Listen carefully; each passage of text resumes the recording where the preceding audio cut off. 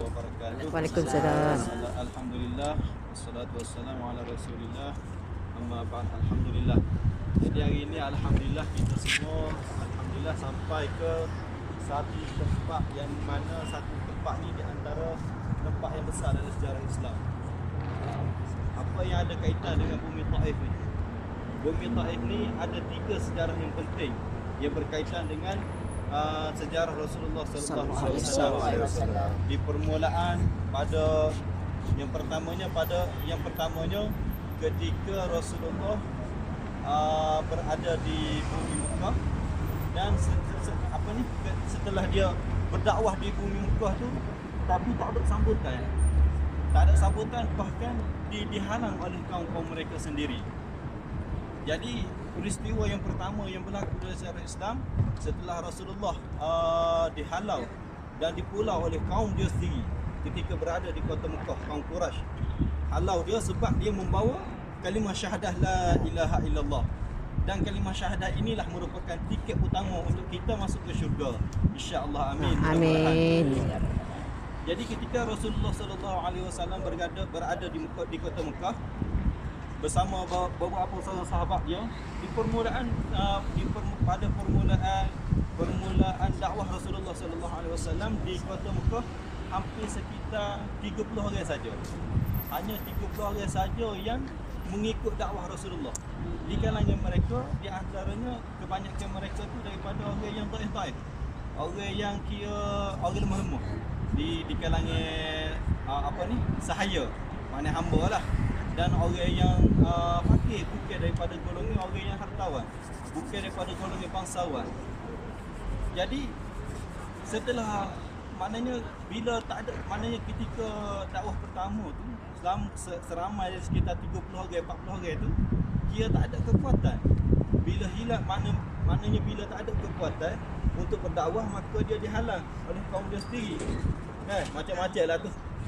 Maknanya siksaan, cubaan terhadap Rasulullah dan para sahabat.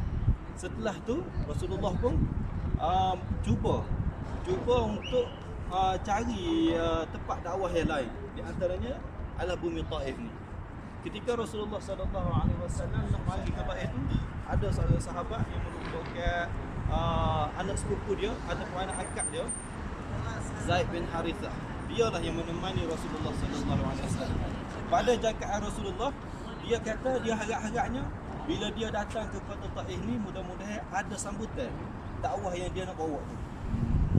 Dakwah yang nak bawa tu mudah-mudahan ada sambutan di kalangan orang Taif ni. Sebab ketika tu maknanya di bumi Mekah dan bumi Taif, kebanyakan mereka ni di kalangan orang musyrikin. Apabila Rasulullah sallallahu alaihi wasallam datang ke kota Taif ni dengan harapan untuk dakwah kalimah la ilaha illallah tu, malangnya bila Rasulullah sampai sini, bila dia bertemu dengan beberapa kepala kabilah Bani Taif, Bani Saqif, maka puak-puak ni tidak menerima. Bahkan bukan setakat tidak menerima, bila bertemu dengan bertemu dengan ketua-ketua Bani Saqif, maka dia dihalau dan dihalang. Dan ketika perjalanan Rasulullah sallallahu alaihi wasallam pulang daripada kota Taif, iaitu menuju ke dia satu tempat ni dipanggil kebun. Ada satu kebun, pasti mungkin driver ni akan bawa kita pergi satu kebun, iaitu kebun Adas. Dalam perjalanan Rasulullah selepas dia bertemu dengan ketua-ketua kabilah Saqif ni, ketika itulah ada di kalangan ketua ni dia upah hamba sahaya dia, budak-budak nakal Taif ni, halau Rasulullah sallallahu alaihi wasallam ni dengan batu.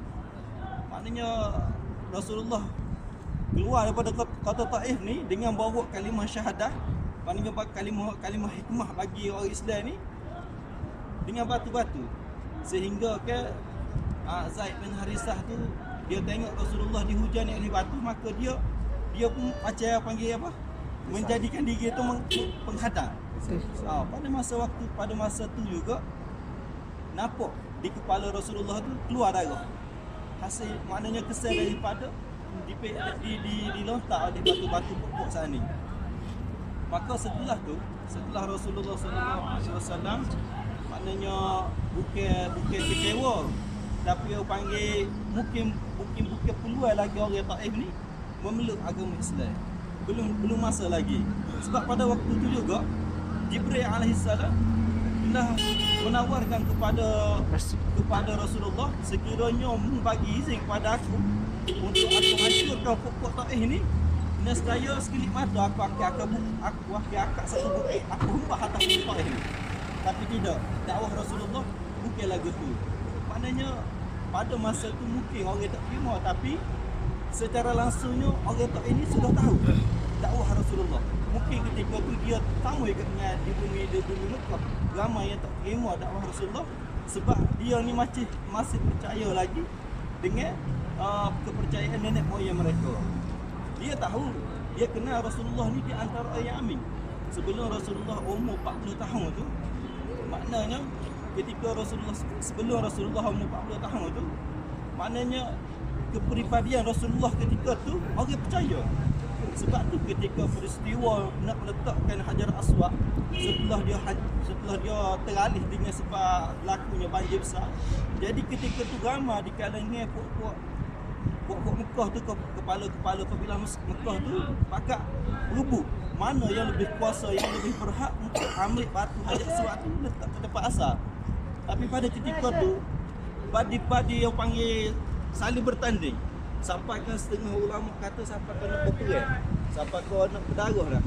Tapi maka di ketika tu juga padanya ketua kabilah ni dia buat satu pakatan. Dia kata, kita tengok siapa yang akan masuk melalui Babus Salam pada hari ini. Maka selepas dia berucap tu, tiba-tiba dengan takdir Allah Ta'ala, maka Rasulullah lah orang yang pertama masuk ke pintu Babus Salam tu. Maka Rasulullah lah, maka bila Rasulullah masuk ke pintu Babus Salam ni, memang orang tak akan takwil dah. Sebab di kalangan orang Quraisy pun sebelum Rasulullah menyebarkan kalimah syahadah la ilaha illallah, maknanya orang Mekah kenal belakang tu. Maknanya Rasulullah ni orang yang memang budi pekerti dia dengan amanah dia tu, memang orang tak boleh nak lawan dengan amanah, dengan baik, dengan mana comel, cukup lekat akhlak dia. Orang tak boleh nak lawan, orang tak boleh nak kritik lah kepribadian dia tu. Maka selepas maka tu yang ayatnya, walaupun ketika dia mari ke Taif ni, ketika tu mari ke Taif, dakwah dia sampai dah, dia royak dah kepada kabilah-kabilah Taif ni, ketua-ketua Taif, aku mari sini dengan tujuan nak mengislamkan kamu semua. Sekiranya mu nak selamat, insya-Allah. Sekiranya golonganmu ni buat Taif nak selamat, marilah sama-sama kita menganut agama Islam dengan mengucap kalimah syahadah. Maknanya ketika tu dia tahu dah. Maknanya siapa ada seruai tapi terima tu tidak. Maka sebab itulah Rasulullah menghalang Jibril daripada menghempak bumi Taif ni dengan bukit. Jadi setelah pada tu Rasulullah maknanya tak percaya dakwah pada masa tu. Risalah tu sampai dah, cuma penerimaan orang Taif tu tak terima ketika tu. Maka dia pukulan tu dengan keadaan ni lah, kita kata dilontar dengan batu-batu oleh pokok, oleh budak-budak dan hamba sahaya, sampai ke kepala Rasulullah tu mengalirkan darah. Dan dia pergi menuju ke satu tempat, dia di Kebun Adas nama dia. Kebun Adas mungkin pas ni, Kebun Adas ni dulu kita pernah masuk, boleh masuk. Sebab dulu mungkin sekitar dalam 4 tahun lepas, dia tak itu sangat lagi ziarah ni. Ada dah tapi tak banyak. Jadi pada waktu tu kita boleh masuk dalam kebun tu dan tengok lebih kurang suasana kebun tu, mana tempat betul-betul di Kebun Adas tu. Dan peristiwa yang berlaku di Kebun Adas ni, maknanya setelah Rasulullah balik pada kawasan ni menuju ke Kebun Adas tu, dalam lepas tu Rasulullah berehat di situ. Setelah berehat di Kebun Adas tu, maka dilihat oleh 2 orang anak tuai kebun. Adapun Adas ni tukang kebun je, maknanya hamba sahaya kepada 2 orang kepada anak tukang kebun tu. Jadi anak dia ni lah, anak tukang kebun ni lah, dia tengok Rasulullah duduk bersandar dalam kebun dia. Lepas tu dia memerintahkan kepada hamba sahaya dia supaya ambil buah anggur dan bagi kepada Rasulullah. Dan pada ketika tu Adas nama ni. Adas ni orang daripada asal daripada sebelah Iraq. Niwawa nama tempat dia. Sebelah Iraq sana. Maka bila dia Adas datang dan bagi kepada Rasulullah, dan setiap kali Rasulullah ambil buah tu, dia ucap dengan bismillah. Setiap kali dia ambil buah anggur sambil-sambil berhak dengan sahabat dia Zaid Harisah ni, maka sekali dia telah dia ucap bismillah, sekali dia telah dia ucap bismillah. Maka Adas pun hairan, dia pun tanya, dia kata, aku tak pernah dengar lagi orang sini sebut dengan nama bismillah. Maknanya orang Taif setakat dia kenal, dia duduk khidmat dengan majikan dia ni, dia tak pernah dengar lagi, dia tak pernah dengar lagi kalimah bismillah. Maka ketika tu Rasulullah pun tanya, mu ni asal mana? Mu ni asal daripada mana? Lepas tu Rasulullah pun dia pun raya, aku ni orang ni wawa, aku mari ke sebelah Iraq sana. Lepas tu dia tanya, Rasulullah pun tanya, adakah mu kenal dengan Yunus bin Matta? Kata, mana Yunus bin Matta? Dia kata, kenal sangat. Aku kenal sebab aku ni dulu beragama Nasrani, yakni Kristian. Maka pada ketika tu dia bagi tahulah, Rasulullah bagi tahu kepada Adas ni, dia kata, sesungguhnya Yunus bin Matta tu adalah saudaraku. Dia Nabi dan aku pun Nabi. Maka dengan segera Adas ni letak buah dia tu terus dia pergi peluk pada Rasulullah. Dia peluk Rasulullah, dia cium Rasulullah, dia cium kaki Rasulullah. Pada ketika tu juga. Dan pada ketika tu juga dia mengucapkan kalimah syahadat, la ilaha illallah Muhammad Rasulullah.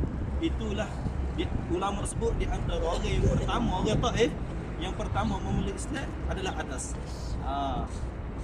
Maka setelah, dan pada waktu tu juga tuai kepada majikan kepada nak ayat tuai kepada Adas ni, majikan dia tu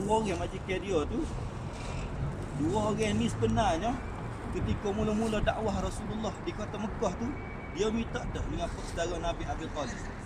Dia minta apa? Dia minta dengan saudara, dia kata, mu suruh anak saudara mu ni yang menyebarkan dakwah ni aku akan beres. Maknanya aku tak sebui anak saudara mu ni dakwah kalimah syahadah la ilaha illallah. Sebabnya dua orang tuai kebun saat ni merupakan orang yang kira panggil apa? Orang yang sekutu dengan agama Islam ni. Maknanya dia marah dah ketika tu. Sebelum Rasulullah mari dakwah sini, dua orang ni dia kenal dah lebih kurang dengan dakwah Rasulullah. Maknanya dia duk marah dah. Tapi pada waktu tu kenapa? Ini hikmah. Walaupun dia dihalal di sini, tetapi ada lagi orang walaupun dia tu orang kafir, dia tu orang panggil menghalal dakwah Rasulullah, masih ada lagi orang panggil sifat beri kemanusiaan. Sebab dia tengok bila Rasulullah dihalang daripada bumi Taif ni nak keluar balik ke Mekah tu, tengok dia keadaan luka, keadaan letih lah kita kata dah. Mungkin daripada Mekah kita naik kereta sana lebih kurang 80 km sana tu. Maknanya perjalanan Rasulullah dengan Zaid bin Harisah tu, dengan perjalanan jalan kaki mari tu mengambil masa beberapa hari tu. Memang cukup penat lah. Itulah dakwah Rasulullah. Lepas tu apa yang ada di sini selain daripada sejarah ni, di belakang kita ni sebenarnya kubur. Di antaranya kubur syahadat yang berlaku perang pada ketika perang Hunain.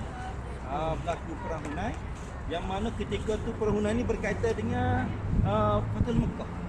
Fathul Mekah ni dia Rasulullah daripada Madinah setelah Rasulullah dakwah sini, dia balik ke kota Mekah sementara. Lepas tu Rasulullah pun hijrah ke Madinah. Setelah Rasulullah hijrah ke Madinah, Rasulullah duduk dakwah di Madinah dengan selama masa 12 tahun. Maka Rasulullah kembali ke sini dengan beberapa sebab. Sebabnya di antaranya hak berlaku di Hudaybiyah tu. perjanjian Hudaybiyah tu, puak-puak kafir yang langgar peristiwa perjanjian itu, maka Rasulullah angkat tentera dia, kaum muslimin daripada kota Madinah seramai 10,000 orang, dan disambut di tengah jalan nak mari ke Mekah ni dalam 3,000. Jadi semuanya 13,000 orang. Mari 13,000 orang, mari buka kota Mekah dengan keadaan selamat. Bukan dengan perang lah. Sebab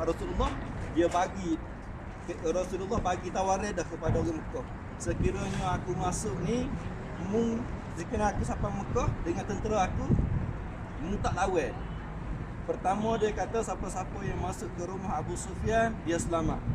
Yang kedua, siapa-siapa yang masuk ke dalam rumah, dia kunci rumah dia akan selamat. Yang ketiga, siapa-siapa yang ada dalam kota Mekah, dia pergi bergantung di kampung Mekah, dia pun akan selamat. Jadi 3 golongan ni dia akan selamat. Pada ketika tu memang orang Mekah ni memang tak lawan dah dengan rombongan daripada Rasulullah daripada Madinah. Seramai 13,000 orang. Sedangkan orang Mekah ketika tu campur dengan orang puan, dengan budak-budak, dengan askar dia, hanya lebih kurang 4,000 atau 5,000 orang sahaja pada ketika tu. Maka dia memang tak lawan dah lah. Maka ketika lepas dia buka kota Mekah dengan tak ada sikit pertumpahan darah. Pertumpahan darah tu dia, kalau di kota Mekah tu, kalau ziarah dalam tu mungkin kita akan boleh bagi tahu laluan dia. Maknanya sekolah pukul malam. Kalau kita pergi ziarah sekitar kota Mekah, kita akan beritahu maknanya laluan yang Rasulullah bawa satu puak, dan satu puak lagi yang dibawa oleh Khalid Al-Walid. Di sebelah Khalid Al-Walid ni lah yang berlaku sedikit pertukuran, dan kata ulama mungkin lebih kurang 14 orang, 15 orang meninggal, dan dikebumikan di dekatnya Masjid Haram. Dia panggil Kubur Syubaikah. Kubur Syubaikah tu kalau tubik tu Malam Bahar berhadap dengan Hotel Darut Tauhid, dan sebelah dia tu macam ada satu kawasan yang dia liku memang tak ada bangunan apa-apa, tanah kosong. Situlah Maqbarah Syubaikah. Dia ada di Mekah ni, dia ada 3 kubur besar lah kira. InsyaAllah. Yang pertamanya kubur Syubaikah, yang keduanya kubur Maqbarah Ma'la, yang ketiganya kubur Sarayat. Sarayat ni kubur baru lah, kubur baru lah. Jadi kembali kita kepada sejarah Rasulullah. Bila dia datang pada kota Mekah, dia buka Fathul Mekah. Bila selesai semua urusan Fathul Mekah tu, maka pada ketika tu juga sampai berita ke Taif. Ini peristiwa yang kedua yang besar dalam sejarah Islam, yang kita sebut ada 3. Yang pertamanya Rasulullah mari hijrah. Yang keduanya Rasulullah mari pula ke kota Taif ni dengan nak lawan puak Taif ni. Sebabnya pada ketika tu, ketika puak Mekah ni sampai berita yang Rasulullah nak mari dengan 13,000 bala tentera pada Madinah nak buka kota Mekah. Jadi puak Mekah ni dia mari minta tolong dengan puak Taif ni. Sebab dia tahu muka puak ni satu company lah. Memang maknanya boleh minta bantuan lah. Maka bila tahu lagu tu, bila Rasulullah sampai di kota Mekah dan dia buka kota Mekah dan ditawan oleh Rasulullah, maka sampai berita ke puak Taif ni, maka puak Taif ni marah. Sebab dulu dia anggap Rasulullah ni, muka dia mari dulu dengan kekuatan Rasulullah 2 orang saja. Jadi bila Rasulullah duduk Madinah dan ada kekuatan, ada kerajaan, dia mari buka kota Mekah dan dapat kejayaan itu, maka puak ni jadi rasa orang panggil tercabar lah. Jadi ketika itulah dia pun, orang Taif ni, puak Bani Satim ni, dia kerah semua hulu balai dia turun ke Mekah. Tapi pada waktu tu juga Rasulullah sampai berita juga bahawasanya puak Bani Satim ni bawa bala tentera dia untuk maknanya bagi serangan balas terhadap Rasulullah dengan puak-puak dia. Maka ketika itulah Rasulullah daripada kota Mekah dia pergi ke Ja'ranah. Ja'ranah ni antara miqat yang utama juga ketika kita berada di kota Mekah. Jadi dia berhenti di Ja'ranah, dan setelah berhenti di Ja'ranah dia naik satu lagi tempat namanya Hunain. Jadi tempat itulah yang berlaku peperangan antara puak Taif dan puak Hunain ni. Bila berlaku perang, ketika tu bila berperang di medan perang di satu tempat nama Hunain tu, puak Taif kalah. Dan maknanya kepala kabilah Taif ni melarikan diri ke Taif semula. masuk ke kota Taif. Bila masuk ke kota Taif, Rasulullah balik dulu ke Ja'ranah, ambil dulu segala harta rampasan. Harta rampasan pergi ketika itulah. Sebab Bani Taif ketika tu di antara peperangan yang paling banyak dia bawa harta.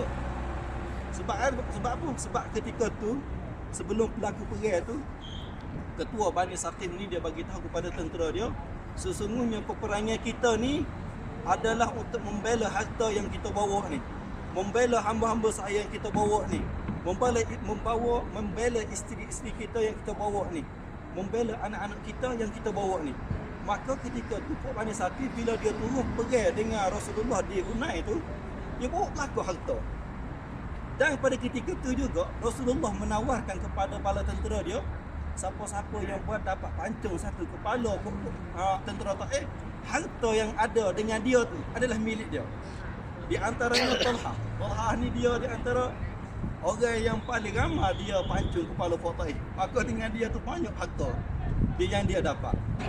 Jadi bila dia buat serangan pertama di Hunain, kembali ke Ja'ranah, dan di Ja'ranah itulah dia kumpul segala harta sana. Harta yang banyak daripada pokok Taif bawa sana itu dia kumpul situ, dan di situlah juga Rasulullah bagikan harta. Tetapi ketika tu Rasulullah dia agak dah. Serangan yang kedua yang nak buat Bani, maknanya setelah serangan pertama dia muni kalah, tapi kepala tu kembali ke Taif dan berkumpul di Rasulullah kumpul balik ke Ja'ranah. Dan ketika di Ja'ranah tu Rasulullah nak bagi harta. Ketika Rasulullah nak bagi harta tu, Rasulullah bagi tahu kepada para tentera dia ni. Dia kata siapa-siapa yang memberi, siapa-siapa yang kau panggil bermurah hati, sekiranya dia bermurah hati, Rasulullah suruh, maknanya apa yang ada yang dia dapat di sisi dia tu, maknanya hamba sahaya, ada dapat anak-anak, ada dapat isteri daripada pokok Taif ini, maknanya waktu jadi milik dia. Kalau dia berbaik hati, mu bebaskan mereka semua tu. Sebab apa? Sebab ni dakwah Rasulullah, dia nak pujuk pula pokok Taif ini. Ini di antara rahsia mana ilham yang Allah Ta'ala bagi kepada Rasulullah, bahawa dia yakin serangan yang kedua dia ni dia akan mengislamkan pokok Taif ini. Maka selesai daripada semua, maknanya selesai pada pagi harta tu, Rasulullah pun naik sekali lagi ke Taif. Rasulullah bawa bala tentera dia tu. Waktu bala tentera dia tu meningkat hampir 15 ataupun 16 ribu. Hasil daripada mana? 3,000 lagi. 3,000 lagi tu hasil daripada ketika buka Fathul Mekah. Ketika buka Fathul Mekah tu, ramai orang di kalangan Fathul Mekah ni masuk Islam. Sebab siapa-siapa yang nak selamat, maknanya nak terus dalam keadaan jadi orang merdeka, masuk Islam. Jadi ketika tu ramai masuk Islam dan ikut rombongan Rasulullah mari ke perang Hunain, dan untuk perang yang kedua mari serang ke kota Mekah, kota Taif ni. Bila Rasulullah sampai di kota Taif ni ulama sebut dulu dikelilingi oleh pintu gerbang. Dikelilingi oleh pintu gerbang. Mungkin sekarang ni kita tak dapat berapa, cuma mercu tanda ada lagi. Ni salah satu dia, pintu gerbang. Ni kita mari kat pintu gerbang ni. Jadi ketika Rasulullah nak mari serang kota Taif, terhalang dengan pintu gerbang ni, tak boleh masuk. Tak boleh masuk. Dan bila tak boleh masuk, Rasulullah perintahkan kepada sahabat dia, kita akan kepung kota Taif ni hampir 12 hari. Jadi bila masuk 12 hari ni, dia kepung sekeliling kota Mekah ni habis bekal lah. Sedekah Rasulullah duduk luar tu dengan penuh bekal. Ada pokok ni putus bekal, habis bekal. Bila habis bekal tu, marilah wakil daripada pokok Taif itu. Mari wakil pokok Taif. Bahawasanya aku mengaku kalah. Habis cerita. Muka 12 hari dia kepung ni, nak masuk balik sebab terhalang dengan pintu gerbang dia. Bila ketika tu, itulah rahsia Rasulullah ketika mula-mula dia dakwah, lagi terjadi. Maknanya kalaulah Jibril hebat pun kita itu tak ada lah bakul di sebelah sini. Jadi dakwah Rasulullah yang kedua, bila dia sampai ke sini dengan cara maknanya ambil dengan cara perang tu, alhamdulillah. Maka sampai sekarang ni lah bumi Taif ni adanya orang Islam. bakar daripada pokok tu lah. Alhamdulillah. Lepas tu kubur yang ada sini ni di antara sahabat-sahabat yang berlaku, maknanya berlaku ketika nak masuk ke pintu gerbang. Sebab ke bukannya Rasulullah mari pergi tu mari pakai tumbul dah juga. Usaha juga untuk masuk ke kota ni. Tapi pada ketika tu berlaku lah pergi-pergi sikit. Jadi di antaranya sini lah kubur-kubur sahabat yang ada. Okay. Jadi sama-sama kita Al-Fatihah kepada para sahabat Rasulullah. Mudah-mudahan diberikan buat mereka Al-Fatihah. A'udzubillahi syaitanir rajim. Bismillahirrahmanirrahim. Ihdinas siratal